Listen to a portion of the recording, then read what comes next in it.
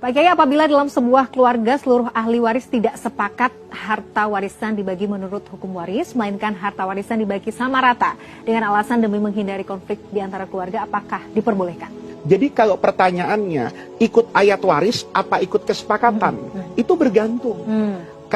Karena hukum waris itu Allah turunkan, itu bukan karena kesepakatan untuk sama, karena kesepakatan, karena ketidaksepakatan terhadap pembagian. Maka Allah turunkan hukum waris, ketentuannya. Kalau kamu berantem, berselisih, maka tunduk sama ketentuan Allah. Nah, kalau pertanyaan ini, kan mereka tidak mau pakai hukum waris. Maksudnya, laki dengan perempuan itu sama saja. Boleh enggak? Boleh. Kalau dibangun dengan sulh.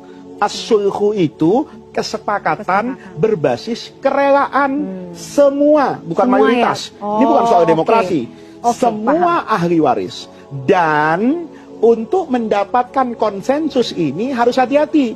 Ini bukan konsensus di DPR. Terus dikumpulkan semua ahli waris. Satu ngomong, sudah ya sepakat dibagi sama ya. Kemudian mayoritas bilang, iya. Yang minoritas tuh malu, takut, tapi hatinya nggak ridho. Kalau kemudian dia terpaksa, ya sah secara hukum karena dia nggak berani ngomong kan. Tetapi kan keberkahannya hilang karena ada hak orang lain yang tidak terpenuhi. Maka pesan saya itu dibuka secara tertutup. Misalnya, kalau ini meninggalkan ibu yang istrinya bapak, anaknya banyak. Kemudian ibu yang mendekati pendekatan, bukan rame-rame, satu-satu. Anak pertama ditanya, gimana? Kalau kita ini sekarang sudahlah dibagi rata saja ya, sama ini ahli warisnya ada 8, sudahlah dibagi 8, ibu ngambil secukupnya dari sini, tidak lebih dari bagian ibu 1/8, atau kan ibu nggak ngambil lah, cuman ibu ikut kalian dulu lah di rumah ini. Maka seperti itu boleh nggak? Iya boleh, karena basisnya ridho. Tapi kalau ada salah satu dari ahli waris yang tidak ridho, maka jalan penyelamatannya cuma satu, ya kembali kepada hukum waris. Dan pesan saya, nih kata guru saya nih, sepanjang hidup tidak ada orang yang mendapatkan keberkahan itu karena rebutan warisan.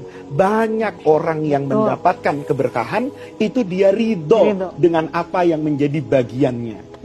Kan kita nggak ikut ngapa-ngapain, timbang dikasih, timbang terima. Dan itu keringat orang tua kita, hargai. Jangan sampai, wah ini ruko saya nggak strategis, ruko itu terima dengan kelapangan dada. Dengan rasa syukur orang tua masih bisa meninggalkan itu, maka kata guru saya, nanti kamu lihatlah apa yang akan Allah berikan. Karena begini Mila, menerima warisan dengan lapang dada, itu juga bagian dari birrul walidain.